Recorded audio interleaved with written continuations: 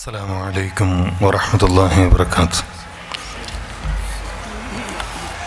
الحمد لله رب العالمين، الصلاة والسلام على رسوله الأمين وعلى آله وصحبه أجمعين، أما بعد. يا أيها الذين آمنوا اتقوا الله حق تقاته ولا تموتن إلا وأنتم مسلمون. ആദരണീയരായ പണ്ഡിതന്മാരെ, നേതാക്കളെ, സഹോദരന്മാരെ, സഹോദരികളെ,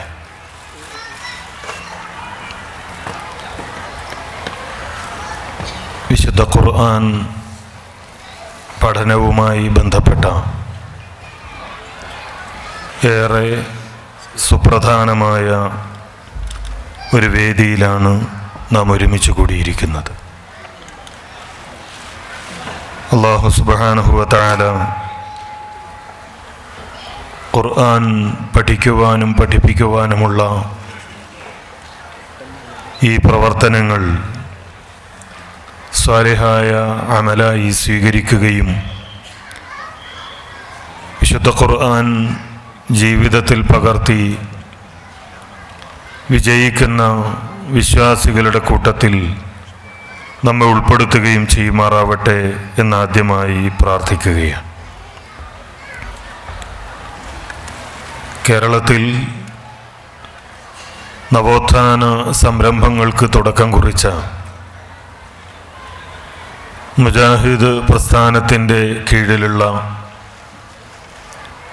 ഇസ്ലാഹി സെൻ്ററുകൾ വിശുദ്ധ ഖുർആൻ പഠിക്കുവാനും പഠിപ്പിക്കുവാനുമുള്ള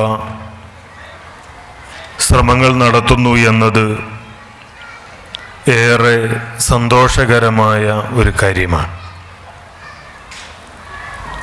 കാരണം നമുക്കെല്ലാം അറിയാവുന്നതുപോലെ മുജാഹിദ് പ്രസ്ഥാനം അതിൻ്റെ പ്രവർത്തനം ആരംഭിക്കുന്നത് ഖുർആൻ പഠിക്കുവാനും മനസ്സിലാക്കുവാനുമുള്ള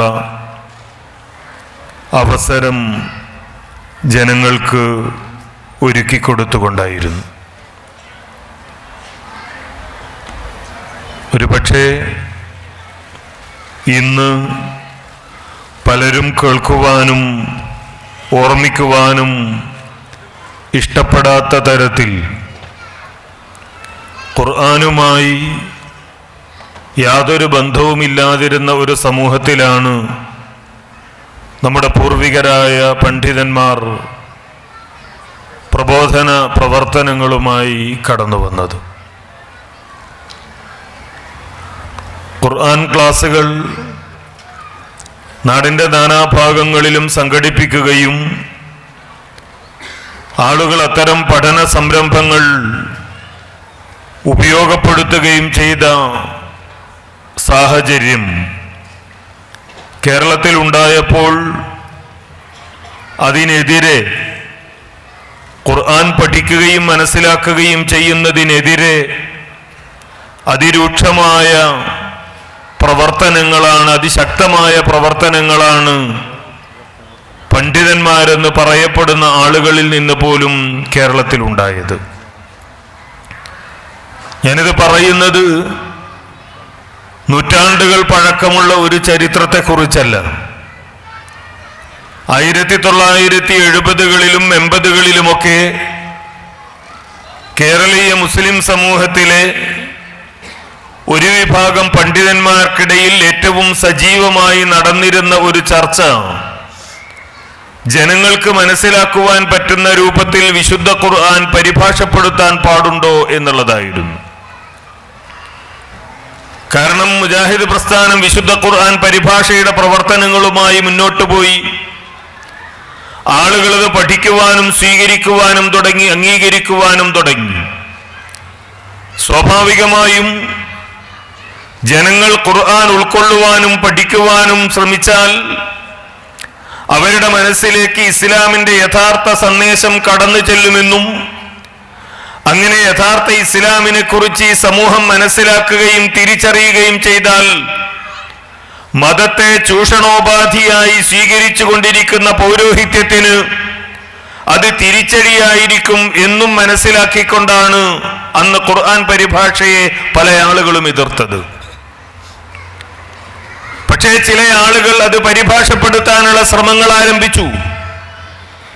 എന്നാൽ അങ്ങനെ ഖുർആൻ പരിഭാഷപ്പെടുത്തിയാൽ അതുകൊണ്ടുണ്ടാകുന്ന ദുരന്തങ്ങളെക്കുറിച്ച് വിശദീകരിച്ചുകൊണ്ട് എഴുതപ്പെട്ട പുസ്തകങ്ങൾ മലയാളത്തിലുണ്ട്. അത്തരം ഒരു പുസ്തകത്തിൽ കേരളത്തിൽ അറിയപ്പെടുന്ന ഒരു പണ്ഡിതൻ എഴുതിയത്, മുസ്ലിങ്ങൾ പഠിക്കൽ നിർബന്ധമായിട്ടുള്ളത് സൂറത്തുൽ ഫാത്തിഹ മാത്രമാണ്, അതിന്റെ പോലും അർത്ഥം പഠിക്കേണ്ടതില്ല, 3 ആയത്തുകളുടെ അർത്ഥം തുടർച്ചയായി പറയുന്നത് മതവിരുദ്ധമായ കാര്യമാണ് എന്നായിരുന്നു.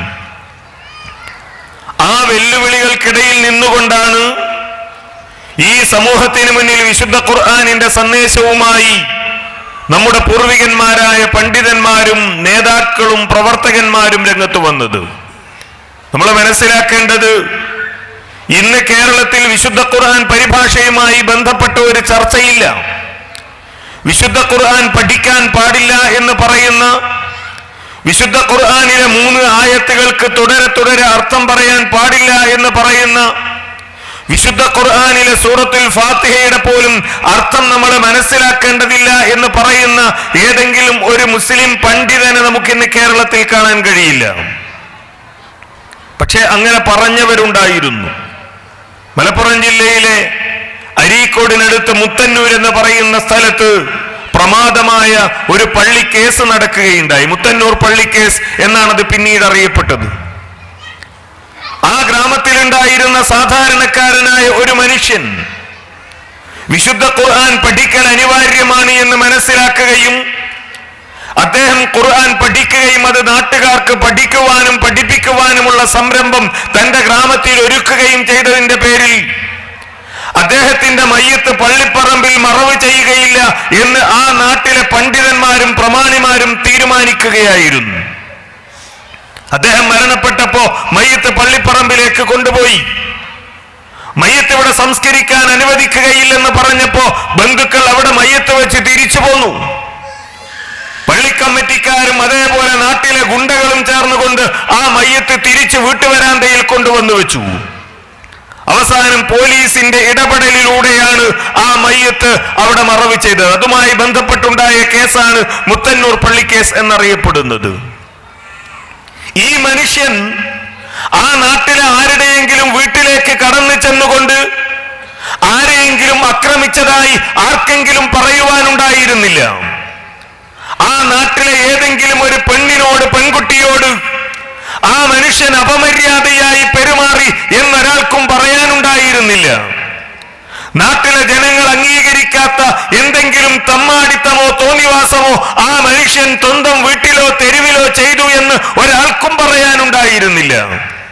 മറിച്ചവർക്ക് പറയാനുണ്ടായിരുന്നത് അയാൾ ഖുർആൻ പഠിക്കാനും പഠിപ്പിക്കുവാനുമുള്ള അവസരമൊരുക്കി എന്നതാണ്. അവിടെ നിന്നാണ് ഈ സമൂഹം വളർന്നു വന്നത് എന്ന് നമ്മൾ തിരിച്ചറിയണം. വിശുദ്ധ ഖുർആൻ നമുക്ക് പഠിക്കാനുള്ളതല്ല, മറിച്ച് ചില പ്രത്യേക സന്ദർഭങ്ങളിൽ പാരായണം ചെയ്യാൻ മാത്രമുള്ളതാണ് എന്ന് വിശ്വസിച്ചിരുന്ന ഒരു സമൂഹം സൂറത്ത് യാസീൻ മരിച്ച വീട്ടിൽ പാരായണം ചെയ്യുന്നു. മയ്യത്തുകൾ മറവ് ചെയ്ത ഖബറിന് മുകളിൽ ഇരുന്നു കൊണ്ട് യാമം മുറിയാതെ ദിവസങ്ങളോളം വെള്ളിയാഴ്ച ജുമുഅ നമസ്കാരത്തിൽ പോലും അങ്ങനെ ആ ഖബറിന് മുകളിൽ ഇരുന്ന് ഖുർആൻ പാരായണം ചെയ്യുന്നവർ പങ്കെടുക്കേണ്ടതില്ല എന്ന് ഫത്വ നൽകുകയും ജുമുഅക്ക് പോലും പങ്കെടുക്കാതെ ചില മുസ്ലിയാക്കന്മാർ ആ പള്ളിപ്പറമ്പിൽ ഇരുന്ന് ഖുർആൻ പാരായണം ചെയ്യുകയും ചെയ്ത ഒരു കാലം നമ്മുടെ നാട്ടിലുണ്ടായിരുന്നു. ഇന്ന് എത്രയോ മാറിയിരിക്കുന്നു നമ്മളുടെ നാട്. ഖുർആൻ പഠിക്കുവാനും മനസ്സിലാക്കുവാനുമുള്ള എമ്പാടും സൗകര്യങ്ങൾ.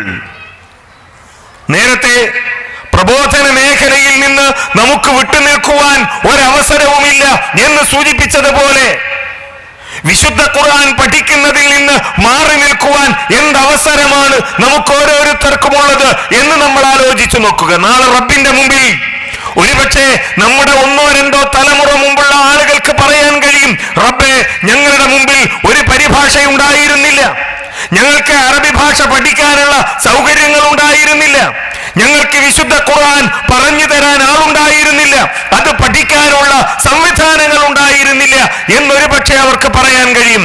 അങ്ങനെ എന്തെങ്കിലും ഒരു ന്യായം പറയാൻ കഴിയുന്ന ആളുകളാണോ ഞാനും നിങ്ങളും എന്ന് സ്വയം ഒന്ന് വിലയിരുത്തി നോക്കുക. എന്ത് ന്യായം പറയും? ലോകത്ത് ഓരോ ദിവസവും എന്തൊക്കെ രൂപത്തിലുള്ള കണ്ടുപിടുത്തങ്ങൾ ഉണ്ടായിക്കൊണ്ടിരിക്കുന്നുവോ, ലോകത്ത് എന്തൊക്കെ രൂപത്തിലുള്ള പുരോഗതികൾ ഉണ്ടായിക്കൊണ്ടിരിക്കുന്നുവോ, ആ പുരോഗതികളുടെയൊക്കെ കൂടെ വിശുദ്ധ ഖുർആനും അതിന്റെ പഠനവും അത് പഠിക്കാനുള്ള സംവിധാനവും സഞ്ചരിച്ചു കൊണ്ടിരിക്കുന്നു എന്നതാണ് നാം ജീവിക്കുന്ന കാലം നമ്മോട് പറഞ്ഞു തരുന്നത്. എന്തൊക്കെ സംവിധാനങ്ങൾ! കേൾക്കുന്നവർക്ക് കേൾക്കാൻ, വായിക്കാൻ കഴിയുന്നവർക്ക് വായിക്കാൻ. ഏത് ഭാഷയിലാണ് നിങ്ങൾക്ക് ഖുർആൻ പഠിക്കാൻ അവസരമുണ്ടാകേണ്ടത്? ഏത് തരത്തിലാണ് നമുക്ക് ഖുർആൻ പഠിക്കാൻ അവസരമുണ്ടാകേണ്ടത്? എല്ലാ അവസരങ്ങളും നമ്മളുടെ മുമ്പിൽ വന്നു നിൽക്കുകയാണ്. അങ്ങനെ നമ്മുടെ മുമ്പിൽ വന്നു നിൽക്കുന്ന ഈ ഖുർആനിനെ ഉൾക്കൊള്ളാൻ നമുക്ക് കഴിയണം. ഇന്ന് ഈ ഖുർആനുമായി ബന്ധപ്പെട്ട സമ്മേളനം ആരംഭിച്ചത് മുതൽ ഇവിടെ നടന്ന സംസാരങ്ങളിൽ നിന്ന് ഖുർആനുമായി ബന്ധപ്പെട്ട ഒട്ടേറെ കാര്യങ്ങൾ നമ്മൾ പഠിക്കുകയുണ്ടായി. വിശുദ്ധ ഖുർആനിന്റെ ഒരുപാട് പ്രത്യേകതകൾ. വനുനസ്സിലുൽ മിനൽ ഖുർആനി മാ ഹുവ ശിഫാഉൻ വറഹ്മത്തുൽ ലിൽ മുഅ്മിനീൻ. വിശുദ്ധ ഖുർആനിനെ കുറിച്ച് അല്ലാഹു ഒരിടത്ത് പറഞ്ഞത് അതാണ്. ഇത് ശിഫാണ്, ഇത് റഹ്മത്താണ്, ഇത് ശമനമാണ്, ഇത് കാരുണ്യമാണ് എന്ന് അല്ലാഹു പറയുന്നു. മറ്റൊരിടത്ത് അല്ലാഹു പറയുന്നത് യാ അയ്യുഹന്നാസ് ഖദ് ജാഅത്കും മൗഇലത്തും മിർ റബ്ബിക്കും. റബ്ബിൽ നിന്നുള്ള മൗഇലത്താണ്, ഉപദേശമാണിത് എന്നാണ്. വശിഫാഉൻ ലിമാ ഫിസ് സുദൂർ. നമ്മളുടെ ഹൃദയങ്ങളിലുള്ളതിനുള്ള ശമനമാണ് ഈ വിശുദ്ധ ഖുർആൻ എന്ന് അല്ലാഹു സുബ്ഹാനഹു വ തആല പറയുന്നു. വഹുദാ, ഇത് സന്മാർഗമാണ്. അതേപോലെ തന്നെ യഹ്ദീ ലില്ലതി ഹിയ അഖ്വം, ഏറ്റവും നേരായ മാർഗത്തിലേക്ക് വഴി നടത്തുന്നതാണ് വിശുദ്ധ ഖുർആൻ എന്ന് ഖുർആനിനെ കുറിച്ച് അല്ലാഹു പരിചയപ്പെടുത്തുന്നു. الذين آمنوا وتطمئن قلوبهم بذكر الله ألا بذكر الله تطمئن القلوب. നമ്മുടെ ഹൃദയത്തിന്റെ മുഴുവൻ അസ്വസ്ഥതകളെയും മുഴുവൻ അശാന്തിയെയും ഇല്ലാതാക്കുവാൻ കഴിയുന്ന ശാന്തി മന്ത്രങ്ങളാണ് വിശുദ്ധ ഖുർആൻ എന്ന് അല്ലാഹു സുബ്ഹാനഹു വ തആല പറയുന്നു. ഇതൊക്കെ നമ്മളുടെ വീട്ടിൽ നാം വെച്ചിരിക്കുന്ന ഖുർആനിനെ കുറിച്ച് അല്ലാഹു പറഞ്ഞതാണ്. ഇതൊക്കെ നമ്മളുടെ മൊബൈൽ വ്യത്യസ്തമായ ആപ്പുകളിലായി നാം ഡൗൺലോഡ് ചെയ്ത് വെച്ചിരിക്കുന്ന വിശുദ്ധ ഖുർആനിനെ കുറിച്ച് അല്ലാഹു പറഞ്ഞതാണ്. അങ്ങനെ ഒരു ശാന്തി, അങ്ങനെ ഒരു ശമനം, അങ്ങനെ ഒരു ഉപദേശം, ഇതൊക്കെയായി വിശുദ്ധ ഖുർആൻ നമ്മുടെ ജീവിതത്തിൽ മാറിയിട്ടുണ്ടോ എന്നതാണ് ഈ സമയത്ത് നമ്മൾ ആലോചിക്കേണ്ട ഏറ്റവും പ്രധാനപ്പെട്ട കാര്യം. ഖുർആനുമായി നമുക്ക് ബന്ധമുണ്ട്. നാം ഖുർആൻ പാരായണം ചെയ്യുന്നുണ്ട്. വിശുദ്ധ റമളാനിൽ ഒരുപക്ഷെ ഖതം എണ്ണിത്തീർക്കാൻ കഴിയാത്ത തരത്തിൽ തീർത്തവരുണ്ടാകാം. അതല്ലെങ്കിൽ 3 പ്രാവശ്യം തീർത്തവരുണ്ടാകാം, 1 പ്രാവശ്യം തീർത്തവരുണ്ടാകാം. നാം ഖുർആൻ പാരായണം ചെയ്തിട്ടുണ്ട്. ലോകത്തെ പ്രഗത്ഭരായ ഖുർആൻ പാരായണം ചെയ്യുന്ന ആളുകളുടെ, ഇമാമുകളുടെ ഖുർആൻ പാരായണങ്ങൾ നമ്മളുടെ ഫോണുകളിൽ ഉണ്ടാകാം. യൂട്യൂബിൽ നിന്ന് നമ്മളത് കേൾക്കുന്നുണ്ടാകാം. നമ്മളും ഈണത്തിൽ വിശുദ്ധ ഖുർആൻ പാരായണം ചെയ്യുന്നുണ്ടാകാം. ഖിറാഅത്തുണ്ട്, തർത്തീലുണ്ട്, ഇത്തരം കാര്യങ്ങളൊക്കെയുണ്ട്. പക്ഷേ അതിനുമപ്പുറത്ത് തദബ്ബുറുൽ ഖുർആൻ, വിശുദ്ധ ഖുർആനിനെ കുറിച്ചുള്ള വിചിന്തനം, പരിചിന്തനം നമ്മളുടെ ജീവിതത്തിൽ ഉണ്ടാകേണ്ടതുണ്ട് എന്നതാണ് ഏറ്റവും പ്രധാനപ്പെട്ട കാര്യം. നേരത്തെ പറഞ്ഞ തലമുറയിൽ നിന്ന് മാറിയവരാണ് നാം. അന്ന് ശിഫ ഉണ്ടായിരുന്നു. പക്ഷെ ഒരിക്കലും ആ ഖുർആനിനെ, ഈ ഖുർആൻ ശിഫയാണ് എന്ന് അല്ലാഹു പറഞ്ഞതിനെ, ജനങ്ങളുടെ മനസ്സിലുള്ള തെറ്റായ വിശ്വാസങ്ങളെ, അവരുടെ ജീവിതത്തിലുള്ള തെറ്റായ കർമ്മങ്ങളെ, ആ രോഗങ്ങളെ ഇല്ലാതാക്കുവാനാണ് ഖുർആൻ എന്ന നിലയിലല്ല മനസ്സിലാക്കിയിരുന്നത്. മറിച്ച് അത് രോഗങ്ങൾക്കുള്ള ശിഫയാണ്. എന്തൊക്കെ തരത്തിൽ അത് ഊതിക്കെട്ടിയ ആളുകളുണ്ട്, അത് എഴുതി കുടിച്ച ആളുകളുണ്ട്. ഇത് പറയുമ്പോ വിശുദ്ധ ഖുർആനുമായി ബന്ധപ്പെട്ട ഏത് സംസാരങ്ങൾ നടത്തുമ്പോഴും മനസ്സിലേക്ക് ഓർമ്മ വരുന്ന ഒരു വാചകമുണ്ട്. NP അബ്ദുൽ ഖാദർ മൗലവി റഹിമഹുള്ളയുടെ ഒരു വാചകം. അദ്ദേഹം ഒരു ഉദാഹരണം പറഞ്ഞു. ഒരാള്, അദ്ദേഹത്തിന്റെ മകൻ വിദേശത്താണ്. വിദേശത്ത് പോയ മകൻ വാപ്പാക്കൊരു ടോർച്ച് കൊടുത്തയക്കുകയാണ്. നല്ല വില കൂടിയ ഒരു ടോർച്ച്. വാപ്പ സുബഹി നമസ്കാരത്തിന്, ഇശാ നമസ്കാരത്തിനൊക്കെ പള്ളിയിലേക്ക് പോകുമ്പോൾ ഉപയോഗിക്കണം എന്ന് പറഞ്ഞുകൊണ്ടാണ് മകൻ ടോർച്ച് കൊടുത്തയക്കുന്നത്. കുറച്ച് ദിവസം കഴിഞ്ഞപ്പോ അന്ന് ഇതുപോലെ വാട്സപ്പോ നിരന്തരം മെസ്സേജുകൾ അയക്കാനുള്ള സംവിധാനങ്ങളോ ഒന്നുമില്ല, കത്തുകളാണ്. ഒരു ദിവസം ഉമ്മാന്റെ കത്ത് വന്നപ്പോ ആ കത്തിലുണ്ട് വാപ്പ വീണ് കാല് പൊട്ടി ഹോസ്പിറ്റലിലാണ്, പള്ളിയിൽ പോകുമ്പോ വീണതാണ് എന്ന്. മകൻ ചോദിച്ചു, എങ്ങനെയാ വാപ്പ വീണത്? എന്റെ വാപ്പ ടോർച്ച് കൊണ്ടുപോയിരുന്നില്ലേ? ഉമ്മയുടെ മറുപടി, ഇല്ല, വാപ്പ ആ ടോർച്ച് ഉപയോഗിക്കാറില്ല. കാരണം ആ ടോർച്ച് കൊണ്ടുവന്ന നിന്റെ സുഹൃത്ത് പറഞ്ഞിട്ടുണ്ട്, ഇത് നല്ല വില കൂടിയ ടോർച്ചാണ്, നല്ല വിലയുള്ളതാണ്, നല്ല കമ്പനിയുടേതാണ് എന്നൊക്കെ പറഞ്ഞപ്പോ വാപ്പ അതിന്റെ കവർ പോലും പൊളിക്കാതെ നമ്മളുടെ അടുത്തുള്ള ടൈലറെ കൊണ്ട് നല്ല ഒരു തുണി കൊണ്ട് ഒരു ഉറ ഉണ്ടാക്കി വെച്ചിട്ട് ആ ഉറയിലിട്ട് അത് നന്നായി കെട്ടി വാപ്പ അലമാറയിൽ വെച്ചിട്ടുണ്ട്, അത് ഉപയോഗിക്കാറില്ല എന്ന് ഉമ്മ മറുപടി പറഞ്ഞു എന്നാണ്. എന്നിട്ട് MP അബ്ദുൽ ഖാദർ മൗലവി പറയും, ഈ ഉപ്പയുടെ അവസ്ഥയിലാണ് കേരളത്തിലെ മുസ്ലിങ്ങൾ. ഒന്ന് ആലോചിച്ചു നോക്കുക, എന്തിനാണ് ടോർച്ച്? അത് എത്ര വില കൂടിയതായാലും ആ ടോർച്ച് ഇരുട്ടിൽ വെളിച്ചം കാണാനുള്ളതാണ്. അത് വില കൂടിയതാണ് എന്നതുകൊണ്ട് ഒരിക്കലും അത് അലമാറയിൽ സൂക്ഷിച്ചു വെക്കേണ്ടതല്ല. വിശുദ്ധ ഖുർആൻ അങ്ങനെയായിരുന്നു. എന്റെ മുമ്പിലുള്ള ഒരു 50 വയസ്സിനൊക്കെ മുകളിൽ പ്രായമുള്ള ആളുകൾക്ക് ഓർമ്മയുണ്ടാകും, നമ്മളൊക്കെ മദ്രസയിൽ പോകുമ്പോൾ ഖുർആൻ കൊണ്ടുപോയിരുന്നത് എങ്ങനെയാണ് എന്ന്. തുണി കൊണ്ടൊരു ഉറയുണ്ടാക്കി ആ ഉറക്ക് മീറ്റർ നീളമുള്ള ഒരു നാര് കൊണ്ട്, ഒരു തുണി കൊണ്ട് തന്നെ ഒരു വള്ളി ഉണ്ടാക്കി അത് ചുറ്റിക്കെട്ടി, അതുകൊണ്ടായി അങ്ങനെയായിരുന്നു മദ്രസയിൽ പോയത്. തിരിച്ചു വന്നാൽ ഒരാളും അബദ്ധത്തിൽ പോലും തൊട്ടുപോകാത്ത ഉയരത്തിൽ ആ വിശുദ്ധ ഖുർആൻ സൂക്ഷിച്ചു വെക്കും. പിന്നെ അത് എടുക്കുക വീട്ടിലെ വല്ലിപ്പയോ വല്ലിമ്മയോ ഒക്കെ മരണപ്പെടുമ്പോഴാണ്.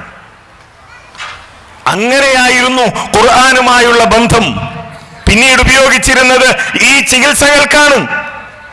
ഈ ചികിത്സകൾക്ക് വേണ്ടി ഉപയോഗിച്ചു. ഒരാള് വയറിന് അസുഖം വന്നിട്ട് പള്ളിയിലെ മുസ്ലിയാരോട് ചെന്ന് പറഞ്ഞു, ഇങ്ങനെ വയറിന് അസുഖമാണ്.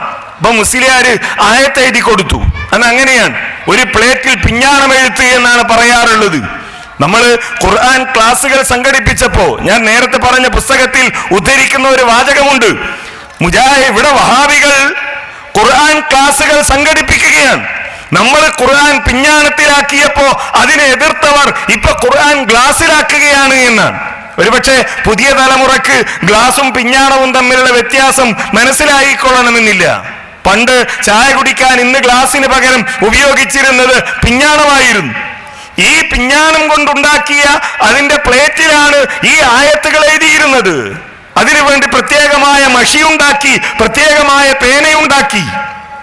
ഈ വയറുവേദന എന്നയാള് മുസ്ലിയാരുടെ അടുത്ത് ചെന്നു, ആയത്തോതി കൊടുത്തു, ഇത് കൊണ്ടുപോയി കലക്കി കുടിച്ചു. കുടിച്ച് 2 ദിവസം ഇയാളെ പള്ളിയിലൊന്നും കാണാനില്ല. 3-ാമത്തെ ദിവസം പള്ളിയിൽ വന്നപ്പോ ഉസ്താദ് ചോദിച്ചു, എങ്ങനെ ഉണ്ടായിരുന്നു മരുന്ന്? ആ ഉസ്താദെ, എന്റെ വയറൊക്കെ ശരിക്ക് ക്ലീനായി, ഇപ്പൊ പ്രശ്നമൊന്നുമില്ല. അപ്പൊ ഉസ്താദിന്റെ മറുപടി, എങ്ങനെയാ ക്ലീൻ ആവാതിരിക്കുക? ഞാൻ എഴുതിയ ആയത്ത് ഏതാണെന്നറിയോ? ഇദാ സുൽസിലത്തിൽ അർളു സിൽസാലഹാ വഅഖ്റജത്തിൽ അർളു അസ്ഖാലഹാ എന്ന ആയത്താ ഞാൻ എഴുതിയത് എന്നാണ്. അപ്പൊ ഇത് എഴുതി അത് കുടിച്ചാൽ വയറ് ക്ലീനാ. എന്നിട്ട് ഉസ്താദിന്റെ ചോദ്യം, ഭൂമി അതിന്റെ ഉള്ളിലുള്ളത് വരെ പുറത്ത് ചാടിക്കുന്ന ആയത്താ എഴുതിയത്, പിന്നെ നിന്റെ പള്ളയിലുള്ളത് അവിടെ നിൽക്കുമെന്നാണ്. സംഭവം എന്താണ്? എല്ലാവർക്കും അറിയാം. അന്ന് എഴുതിയ മുസ്ലിയാക്കന്മാരൊക്കെ പറയും, വയറിന്റെ പ്രശ്നമായിട്ടാണ് ചെല്ലുന്നതെങ്കിൽ ആവണക്കെണ്ണ എന്ന് പറയുന്ന വയറിളക്കാൻ വേണ്ടി ഉപയോഗിക്കുന്ന മരുന്ന് കലക്കിയിട്ടാണ് ഇത് എഴുതുന്നത്. അതുകൂടി കൂട്ടിച്ചേർത്താണ്. ഇങ്ങനെ ഇതാണ് ശിഫ, ഇതിനു വേണ്ടിയാണ് ഖുർആൻ എന്ന് വിശ്വസിച്ചിരുന്ന ഒരു സമൂഹത്തോടാണ് നമ്മൾ പറയുന്നത്, അല്ല, ഈ ഖുർആനിനെ ഇത്തരത്തിൽ സ്വീകരിക്കാൻ നമുക്ക് സാധിക്കണം. നമ്മളുടെ മനസ്സിലുള്ള ശിർക്ക് ഇല്ലാതാകുവാൻ, നമ്മളുടെ മനസ്സിലുള്ള നിഫാഖ് ഇല്ലാതാകുവാൻ, നമ്മളുടെ മനസ്സിലുള്ള കിബറും പകയും വിദ്വേഷവും എന്തൊക്കെ രോഗങ്ങളുണ്ടോ ആ രോഗങ്ങൾ മുഴുവൻ ഇല്ലാതാകുവാൻ ഈ വിശുദ്ധ ഖുർആനിനെ നെഞ്ചോട് ചേർക്കണം. അത് കലക്കി കുടിക്കലല്ല, അത് എഴുതിക്കെട്ടലല്ല, മറിച്ച് അതിന്റെ ആഴങ്ങളിലേക്ക് ഇറങ്ങിച്ചെല്ലാൻ ഈ സമൂഹത്തിന് സാധിക്കണം എന്നാണ് നമ്മൾ പറഞ്ഞുകൊണ്ടിരിക്കുന്നത്. നോക്കൂ, നമ്മളുടെ നാട്ടിൽ ഇപ്പൊ നടക്കുന്ന ഏറ്റവും പ്രധാനപ്പെട്ട ചർച്ചകളിലൊന്ന് നിങ്ങൾക്കെല്ലാവർക്കും അറിയാം. നാട്ടിലെ പ്രബലരെന്ന് അവകാശപ്പെടുന്ന ഇസ്ലാമിക പണ്ഡിതന്മാരെന്ന് വിചാരിക്കുന്ന ആളുകളിൽ ചില ആളുകൾ പറഞ്ഞുകൊണ്ടിരിക്കുന്നു, ഈ ലോകം നിയന്ത്രിക്കുന്നത് ചിറ്റടമീത്തൽ അബൂബക്കർ മുസ്ലിയാർ എന്ന് പറയുന്ന ഒരു മുസ്ലിയാരാണ് എന്ന്. കോഴിക്കോട് ജില്ലയിലെ മടവൂരിൽ ജീവിച്ച് മരണപ്പെട്ടു പോയ ഒരു മനുഷ്യനാണ് അദ്ദേഹം. അദ്ദേഹത്തെ കുറിച്ച് ലോക പണ്ഡിതന്മാരെന്നൊക്കെ സ്വയം അവകാശപ്പെടുന്ന ആളുകളാണ് പറയുന്നത് അദ്ദേഹമാണ് ലോകം നിയന്ത്രിക്കുന്നത്. ഏതുവരെ? ഒരു ഫ്ലൈറ്റ് ആകാശത്തുകൂടെ സഞ്ചരിക്കുന്നത്, അങ്ങനെ നിരവധി ഫ്ലൈറ്റുകൾ സഞ്ചരിച്ചു കൊണ്ടിരിക്കുന്നത്, ആ ഫ്ലൈറ്റുകൾ ഒന്നുപോലും പരസ്പരം കൂട്ടിമുട്ടാതിരിക്കുന്നത് ഈ ചിറ്റടിമീത്തൽ അബൂബക്കർ മുസ്ലിയാർ എന്ന് പറയുന്ന മനുഷ്യൻ കണ്ണു തുറന്ന് അത് നിയന്ത്രിക്കുന്നത് കൊണ്ടാണ് എന്ന് പറയുന്ന ഒരു വിഭാഗം പണ്ഡിതന്മാർ കേരളത്തിൽ ഉണ്ടാകുന്നു. എന്തുകൊണ്ടാണ് ഇവരിത് പറയുന്നത്? ഇത് കേൾക്കുന്ന ജനങ്ങളുടെ കൂട്ടത്തിൽ ഒരാൾ പോലും ഇത് അംഗീകരിക്കില്ല എന്ന് ബോധ്യമുണ്ടെങ്കിൽ ആരെങ്കിലും ഇത് പറയുമോ? അല്ല, അവർക്കറിയാം ഞങ്ങൾ ഇത് പറഞ്ഞാൽ അംഗീകരിക്കുന്ന, അത് വിശ്വസിക്കുന്ന, അതിന് തക്ബീർ മുഴക്കുന്ന, അതാണ് ശരിയെന്ന് മനസ്സിലാക്കുന്ന ഒരു സമൂഹം ഇവിടെ ഉണ്ട് എന്ന് അവർ ധരിച്ചു വെച്ചിരിക്കുന്നു. സത്യമാണത്. അങ്ങനെ വിശ്വസിക്കുന്ന ഒരു സമൂഹം നമ്മുടെ നാട്ടിലുണ്ട്. ആ ആളുകളുടെ വിശ്വാസം അങ്ങനെയാണ്. ഈ ലോകം നിയന്ത്രിക്കുന്നത് ഇത്തരം ആളുകളാണ്. നോക്കൂ, ഒരിക്കലെങ്കിലും വിശുദ്ധ ഖുർആനിന്റെ ആയത്തുകളിലൂടെ കടന്നുപോയ ഒരു മനുഷ്യന് അത് അംഗീകരിക്കാൻ കഴിയുമോ? കാരണം മക്കയിലെ ബഹുദൈവ വിശ്വാസികൾ ആരായിരുന്നു? അവർ നബി സല്ലല്ലാഹു അലൈഹി വസല്ലമയെ കല്ലെറിഞ്ഞവർ, അള്ളാഹുവിന്റെ റസൂലിനെ ആട്ടിയോടിച്ചവർ, ബിലാൽ റളിയല്ലാഹു അൻഹുവിന്റെ നെഞ്ചിൽ കല്ല് കയറ്റി വെച്ചവർ, സുമയ്യ റളിയല്ലാഹു അൻഹയെ അതിക്രൂരമായി കൊലപ്പെടുത്തിയവർ. ഈ ആളുകളോട് അല്ലാഹു സുബ്ഹാനഹു വ തആല ചോദിക്കുന്ന ചോദ്യമുണ്ട്. അവരുടെ വിശ്വാസങ്ങളെ പറ്റി അല്ലാഹു പറയുന്ന കാര്യമുണ്ട്. ഖുൽ മൻ യർസുഖുകും മിനസ് സമാഇ വൽ അർദ്, ആരാ നിങ്ങൾക്ക് ആകാശഭൂമികളിൽ നിന്ന് അന്നം നൽകുന്നത്, ഉപജീവന മാർഗം നൽകുന്നത്? ആരാ നിങ്ങൾക്ക് കേൾവിയും കാഴ്ചയും നൽകുന്നത്? ജീവനുള്ളതിൽ നിന്ന് ജീവനില്ലാത്തതിനെയും ജീവനില്ലാത്തതിൽ നിന്ന് ജീവനുള്ളതിനെയും നൽകുന്ന, പുറത്തു കൊണ്ടുവരുന്നത് ആരാണ്? ഫമൻ യുദബ്ബിറുൽ അംർ, അല്ലാഹുവിന്റെ ചോദ്യമാണ്. ഫമൻ യുദബ്ബിറുൽ അംർ, ആരാണ് കാര്യങ്ങൾ നിയന്ത്രിക്കുന്നവൻ? മക്കയിലെ ബഹുദൈവ വിശ്വാസികൾ ഒന്നടങ്കം ഈ ചോദ്യത്തിന് പറയുന്ന മറുപടി റബ്ബ് സുബ്ഹാനഹു വ തആല അവന്റെ ഖുർആനിൽ രേഖപ്പെടുത്തുന്നു. ഫസയഖൂലൂനല്ലാഹ്, ആരാണ് ലോകം നിയന്ത്രിക്കുന്നതെന്ന് ചോദിച്ചാൽ, ആരാണ് കാര്യങ്ങൾ നിയന്ത്രിക്കുന്നതെന്ന് ചോദിച്ചാൽ, ആരാണ് കാഴ്ചയും കേൾവിയും നൽകുന്നതെന്ന് ചോദിച്ചാൽ ഈ ആളുകൾ പറയുന്ന മറുപടി അല്ലാഹുവാണ് എന്നാണ് അല്ലാഹു സുബ്ഹാനഹു വ തആല മക്കയിലെ ബഹുദൈവ വിശ്വാസികളെ കുറിച്ച് പറയുന്നത്. അതിനേക്കാൾ അപകടകരമായ വിശ്വാസം, അതിനേക്കാൾ അപകടകരമായ വിശ്വാസം ഈ സമൂഹത്തിന്റെ മുന്നിൽ അടിച്ചേൽപ്പിക്കാൻ ആളുകൾ ശ്രമിച്ചു കൊണ്ടിരിക്കുന്നു. എന്താണ് വഴി? എന്തുണ്ട് പരിഹാരം? വിശുദ്ധ ഖുർആൻ പഠിക്കുകയല്ലാതെ അള്ളാഹുവിന്റെ മുമ്പിൽ എഴുന്നേറ്റ് നിന്ന് നെഞ്ചിൽ കൈവച്ച് ഇയ്യാക നഅ്ബുദു വ ഇയ്യാക നസ്തഈൻ, അല്ലാഹുവേ നിന്നെ മാത്രമാണ് ഞങ്ങൾ ആരാധിക്കുന്നത്, നിന്നോട് മാത്രമാണ് ഞങ്ങൾ സഹായം തേടുന്നത് എന്ന് നെഞ്ചുരുകി പ്രഖ്യാപിക്കുന്ന ഒരു മുസ്ലിമിന് എങ്ങനെയാണ് മരിച്ച് ഖബറിൽ കിടക്കുന്ന ഏതെങ്കിലും ഒരു മനുഷ്യന്റെ അരികിൽ പോയി നിങ്ങൾ ഞങ്ങളുടെ പ്രയാസം പരിഹരിക്കണമേ എന്ന് പറയാൻ കഴിയുക? നിങ്ങൾ ഞങ്ങളെ രക്ഷപ്പെടുത്തണമേ എന്ന് തേടാൻ കഴിയുക? നിങ്ങൾ ഞങ്ങളുടെ രോഗം മാറ്റണേ എന്ന് എങ്ങനെയാണ് ഭീമാപള്ളിയിലും പുത്തൻപള്ളിയിലും അജ്മീറിലും നാഗൂറിലും മുത്തുപ്പട്ടയിലും പോയിരുന്നു കൊണ്ട് കണ്ണീരൊഴുക്കി ഈ ഖുർആൻ പഠിച്ച ഒരു മുസ്ലിമിന് പറയാൻ കഴിയുക? അങ്ങനെ പറയുന്ന, അങ്ങനെ പറയണമെന്ന് പഠിപ്പിക്കുന്ന ചൂഷണത്തിന്റെ മതം ഇവിടെ നിലനിൽക്കണം എന്നത് കൊണ്ടാണ് വിശുദ്ധ ഖുർആൻ പഠിക്കാൻ പാടില്ല, മനസ്സിലാക്കാൻ പാടില്ല എന്ന് പൗരോഹിത്യം ഈ സമൂഹത്തോട് പറഞ്ഞത്. അവിടെ നിന്ന് സമൂഹം മാറിയിരിക്കുന്നു. നാം ഖുർആനിനെ നെഞ്ചോട് ചേർത്തുകൊണ്ടിരിക്കുന്നു. അല്ലാഹു സുബ്ഹാനഹു വ തആല ഈ ഖുർആനിനെ പറ്റി പറയുന്ന ഒരു കാര്യമുണ്ട്. ലൗ അൻസൽനാ ഹാദൽ ഖുർആൻ അലാ ജബൽ ലറഅയ്തഹു ഖാശിഅൻ മുതസദ്ദിഅൻ മിൻ ഖശിയത്തില്ലാഹ്. ഈ ഖുർആനിനെ എങ്ങാൻ ഒരു മലയുടെ മുകളിലാണ് നാം ഇറക്കിയിരുന്നത് എങ്കിൽ അള്ളാഹുവിനെ കുറിച്ച് പേടിച്ച് ആ മല വിറച്ചു പോകുമായിരുന്നു എന്ന. ചിന്താശേഷിയില്ലാത്ത മല, ജീവനില്ലാത്ത മല, കാര്യങ്ങൾ വിവേചിച്ചറിയാൻ കഴിയാത്ത മല, നിർജീവമായ മല, ആ മല പോലും ഈ വിശുദ്ധ ഖുർആനിന്റെ ആശയങ്ങളിലൂടെ കടന്നു പോകുമ്പോ വിറച്ചു പോകുമായിരുന്നു എന്ന് റബ്ബ് സുബ്ഹാനഹു വ തആല പറയുന്നു. പ്രിയപ്പെട്ടവരെ, നാം ആലോചിക്കുക, വിശുദ്ധ ഖുർആനിലെ ഏത് വചനമാണ് നമ്മെ സ്വാധീനിച്ചത്? ഏത് വചനമാണ് നമ്മെ സ്വാധീനിച്ചത്? നമ്മളുടെ ജീവിതത്തിൽ കരഞ്ഞിട്ടില്ലേ നമ്മൾ പലപ്പോഴും?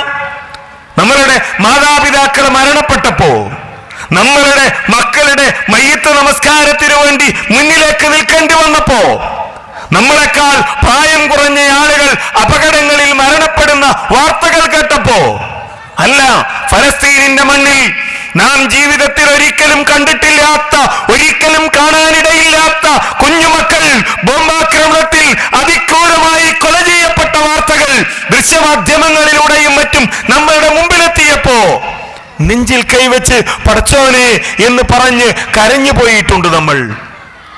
വേണ്ട, അതിനുമപ്പുറത്ത് കഥകൾ വായിച്ച് കരഞ്ഞിട്ടില്ലേ നമ്മൾ? നോവലുകൾ വായിച്ച് കരഞ്ഞിട്ടില്ലേ നമ്മൾ? അത്രയേറെ ദുർബലമാണ് നമ്മളുടെ മനസ്സ്. എന്നാൽ വിശുദ്ധ ഖുർആനിലെ ഏതെങ്കിലും ഒരു വചനത്തിലൂടെ കടന്നുപോയി കരഞ്ഞു പോയിട്ടുണ്ട് എന്ന് പറയാൻ നമുക്ക് സാധിക്കുമെങ്കിൽ അതാണ് പ്രിയപ്പെട്ടവരെ വിശുദ്ധ ഖുർആനിലുള്ള വിശ്വാസം എന്ന് പറയുന്നത്. ഈമാൻ കാര്യങ്ങൾ പറയുന്ന കൂട്ടത്തിൽ അള്ളാഹുവിന്റെ കിതാബുകളിലുള്ള വിശ്വാസം നാം പറയാറുണ്ട്.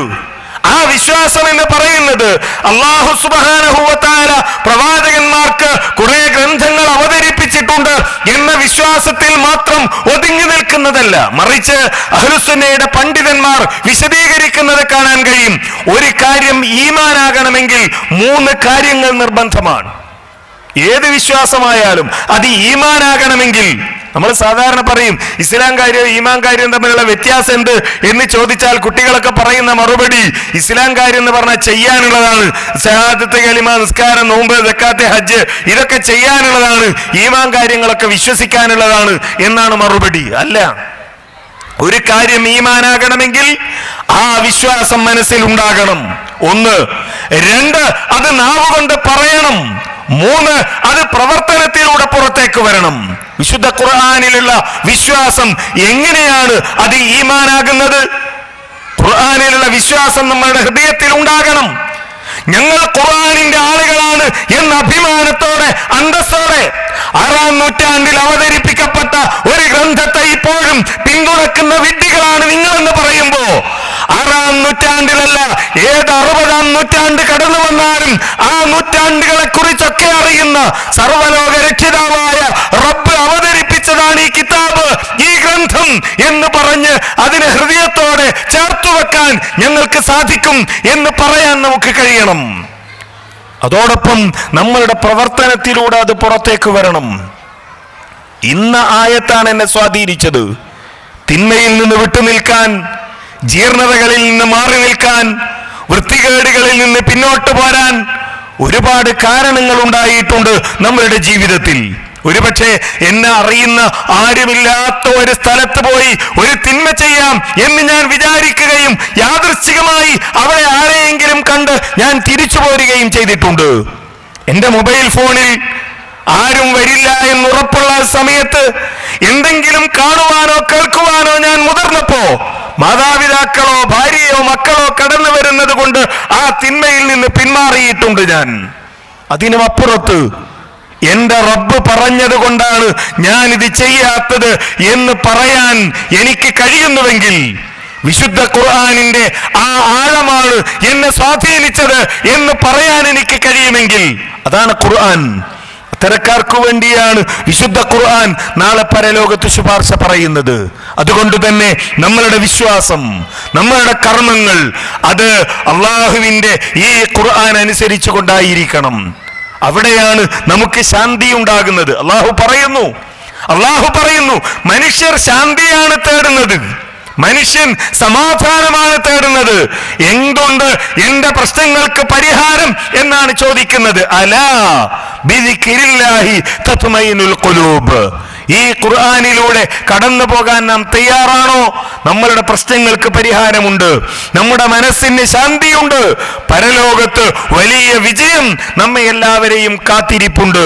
അതുകൊണ്ട് തന്നെ ഈ ഖുർആനിനെ നെഞ്ചോട് ചേർക്കുവാൻ, ഹൃദയത്തോട് ചേർത്ത് വെക്കുവാൻ, അതിൻ്റെ ആഴങ്ങളിലേക്ക് കടന്നു ചെല്ലുവാൻ, അതിൽ നിന്ന് വെളിച്ചം സ്വീകരിക്കുവാൻ, ആ വെളിച്ചം പിന്തുടർന്നുകൊണ്ട് തൗഹീദിന്റെ, തവക്കുലിന്റെ മാതൃകകളായി ജീവിക്കുവാൻ, അല്ലാഹു അല്ലാതെ വിളിച്ചു തേടപ്പെടുന്ന എല്ലാ ശക്തികളിൽ നിന്നും മുക്തരായി, അല്ലാഹു അല്ലാതെ പ്രതീക്ഷയർപ്പിക്കപ്പെടുന്ന എല്ലാ ജാലങ്ങളിൽ നിന്നും, എല്ലാ ഖബറുകളിൽ നിന്നും, എല്ലാ മഹാന്മാരിൽ നിന്നും മുക്തരായി സർവ്വലോക രക്ഷിതാവായ റബ്ബിൽ സർവം സമർപ്പിക്കുന്ന, ഞങ്ങൾക്ക് ഞങ്ങളുടെ റബ്ബ് മതി എന്ന് പ്രഖ്യാപിക്കുന്ന വിശ്വാസികളായി തീരാൻ നാം പരിശ്രമിക്കുക.